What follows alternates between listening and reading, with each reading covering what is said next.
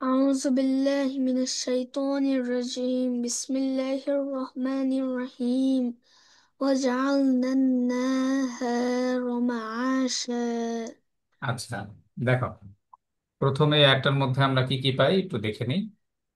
আমরা যদি 9টি নিয়মে কোরআন শরীফকে সহিভাবে পড়তে চাই, তাহলে আমাদেরকে কি কি জিনিস জানতে হবে।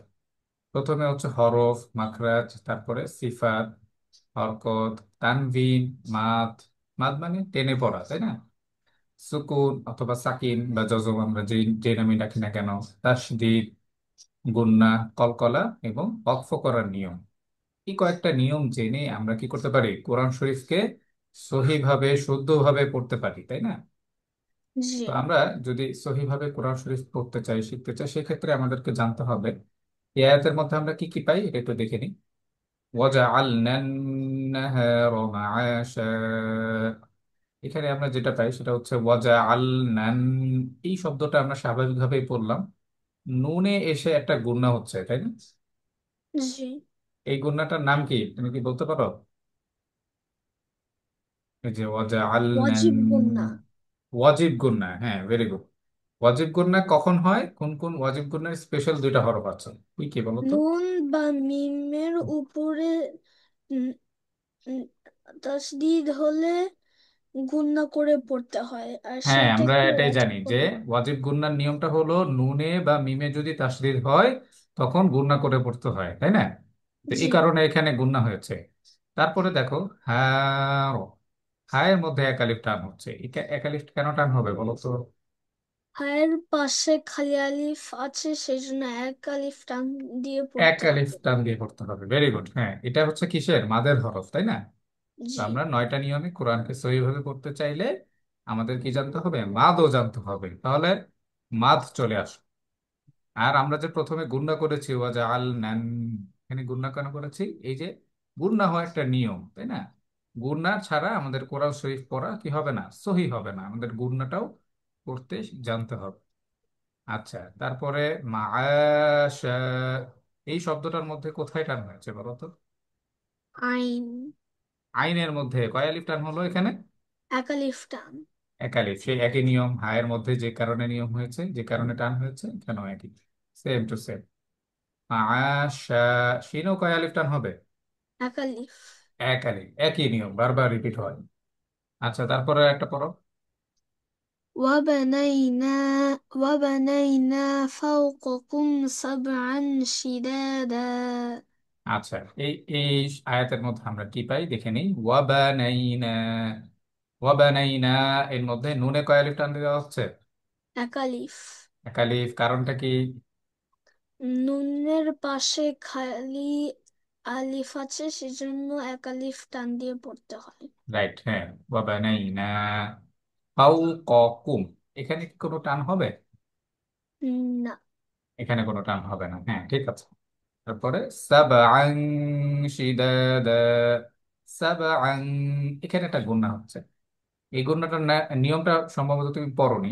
তার নিয়মটা হচ্ছে ইকফার গুণনা। আমরা ইকফা নামে একটা নিয়ম জানি, যে নুন সাকিন বা তানবিনের পরে যদি ইকফার 15 হরফের একটি হরফ যদি আসে, সেক্ষেত্রে গুণনা করে নাকের মধ্যে লুকিয়ে গুণনা করে পড়তে হয়। এটাই হচ্ছে ইকফার নিয়ম। তো তানবিন আমরা জানি দুই জবর দুই জের দুই পেশকে কি বলা হয়, তানবিন বলা হয়। তানবিনের পরে শিন শব্দটা এসেছে, শিন হচ্ছে ইকফার 15 হরফের একটি, যার কারণে এখানে আমরা কি করে পড়েছি, গুণনা করে আমরা পড়বো। সাবআন শিদাদা। আচ্ছা, তারপরে দালের মধ্যে গিয়ে আবার এক আলিফ টান হচ্ছে, তাই না? এটার কারণ কি? ডালের বাম পাশে খালি আলিফ আছে, সেজন্য হ্যাঁ, এক আলিফ। এক আলিফ টান হয়েছে, সেম এই দালের মধ্যে একই নিয়ম, হ্যাঁ। আচ্ছা, তারপরে একটা পড়ো। وجعلنا سراجا وهجا ওয়াহাজা, وهجا হ্যাঁ। এই আয়াতের মধ্যে কি কি পাই দেখে নিই। ওয়াজা আলনা, নুনের মধ্যে এক আলিফ টান হচ্ছে, তাই না? জি। কারণ কি, খালি আলিফ এসেছে, তাই না? জি। সিরাজাও, র এর মধ্যে আবার কি আসছে, খালি আলিফ আসছে, এখানে এক আলিফ টান হচ্ছে। যাও, যাও, এখানে এসে একটা গুণা হচ্ছে। এই গুণাটার কারণ হলেও আমরা একটা নিয়ম, এটা এখনো পড়িনি, আমরা পড়বো। নিয়মটা হলো যে নুন সাকিন বা তানবিনের পরে যদি ঈদগামে বাগুন্নার কোনো হরফ আসে, ঈদগামে বাগুন্নার হরফ টোটাল চারটি, ইয়া, মিম, ওয়াও, নুন। তো এই চার হরফের কোনো হরফ যখন নুন সাকিন বা তানবিনের পরে আসে, তখন ওই হরফকে তাসদিদ দিয়ে গুণনা সহকারে পড়তে হয়। তো দেখো এখানে তানভিন এসেছে, তানভিনের পরে ওয়াও আসছে। ওয়াও হচ্ছে ইদগামে বা গুণনার একটা হরফ, চার হরফের একটি হরফ ওয়াও। তো এখানে আমরা গুণনা করে উচ্চারণ করি, সিরাজাও ওয়াহ্হাজা। হায়ের মধ্যে আমরা এসে এক আলিফ টান দিচ্ছি, কারণটা আমরা জানি, জবরের বাম পাশে কি খালি আলিফ, খালি তাই না? আলিফ। হুম। জি। আচ্ছা, জিমের মধ্যেও এক আলিফ, একই নিয়ম বারবার রিপিট হলো। আচ্ছা, তারপরে একটা পড়ো। وأنزلنا من المعصرات ماء ثجاجا.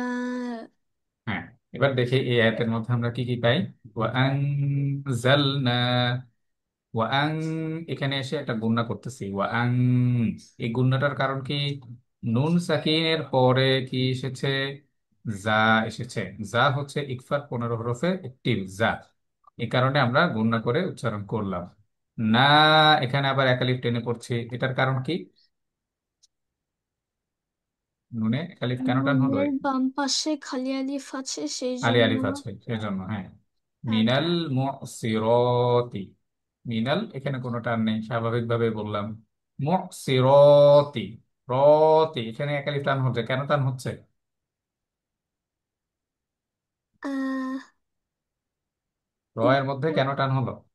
উপরের ওই জিনিসটার নামটা আমি খারা জানি। জবর, খারা জবর, কারা এটাকে যাব? খারা জবর বলে, হ্যাঁ। খারা জবর, খারাজের এবং উল্টা পেশ আসলে আমরা কয় আলিফ টানি? এক দুই। আলিফ টেনে পড়ি, এক আলিফ টেনে পড়ি। হ্যাঁ, এখানে এই কারণে কি কি হয়েছে, একালিফ টান হয়েছে। মা আন সাজ্জাজা। এই শব্দটার মধ্যে মিমে আমরা দেখতে পাচ্ছি উপরে একটা মোটা করে চিহ্ন দেওয়া আছে। এই চিহ্নটা আসলে আমরা কয় আলিফ টান দিয়ে বলি? চার আলিফ। চার আলিফ টেনে পড়ি, আমরা জানি। মা আং, এই যে আং বলার সময় একটা গুণনা হচ্ছে, গুণনাটা কেন? আমরা ওই যে একটু আগে বলেছি, ইকফা নামে একটা গুণনা, যেটা কি হয়, কিভাবে হয়, নুনে সাকিন বা তানবিনের পরে যদি ইকফার 15 হরফের একটি আসে, তখন 15 হরফের ওই একটি হরফকে আমরা কি করব, গুণনা করে পড়বো। এখানে সা আসছে, সা হচ্ছে ওই 15 হরফের একটি হরফ। সাজ্জাজা। জিমের মধ্যে আমরা কয় আলিফ টানছি? এক আলিফ। এক আলিফ, একই নিয়ম। এই জিমের মধ্যে আবার কয় আলিফ টান হচ্ছে? এক আলিফ। এক আলিফ, সেম টু সেম। আচ্ছা, তারপরে এখান থেকে বলো। لنخر لنخرج به هبا ونباتا. হ্যাঁ, এবার দেখি এই আয়াতের মধ্যে আমরা কি কি পাই। লিনুখ রিজা বিহি হাব্বাও ওয়া নাবাতা। এই আয়াতের মধ্যে লিনুখ রিজা শব্দটার মধ্যে কোনো টান নেই, গুণা নেই, কিছুই নেই, স্বাভাবিকভাবে আমরা পড়ে গেলাম লিনুখ রিজা বিহি। এই শব্দটা এসে আমরা টান দিচ্ছি কোথায়? হাতে বিহি, কারা হাতে। জের আছে। হ্যাঁ, হায়ের মধ্যে টান দিচ্ছে কারণ খারাজের আছে, আমরা জানি খারা জবর খারাজের উল্টা পেশ, এগুলোতে একালিক পরিমাণ টান দিয়ে বলতে হয়। হাব্বাউ ওয়া নাবাতা, হাব্বাউ, এখানে এটা গুণা হচ্ছে। এই যে আমরা একটু আগে বললাম সিরাজাউ, এখানে যে একটা গুণা হয়েছে, সেম একই নিয়মে এই গুণাটা হয়েছে ঈদগামে বা গুণা। ঈদগামে বা গুণার হরফ চারটি, ইয়া, মিম, ওয়াও, নুন। তো নুন সাকিন বা তানবিনের পরে যখন এই চার হরফের কোনো একটি আসে, তখন গুণনা করে উচ্চারণ করতে হয়, সেম এই কারণে আমরা কি করলাম, গুণনা করে এখানে পড়েছি। তারপর ওয়ানাবাতা, এখানে কোথায় কোথায় টান হচ্ছে বলো তো? বা আর তা। বা এবং তাতে গুণা হয়ে টান হয়েছে, টানটা কেন হয়েছে? বাম পাশে খালি আলিফ আছে সেই জবরের জন্য। বাম পাশে খালি আলিফ আছে, সেই জন্য আমরা এক আলিফ টেনে আমরা কি করেছি, এখানে পড়েছি ওয়ানাবাতা। ওকে, ঠিক আছে, মাশাআল্লাহ, আমাদের মোটামুটি এগুলো হয়ে গেল।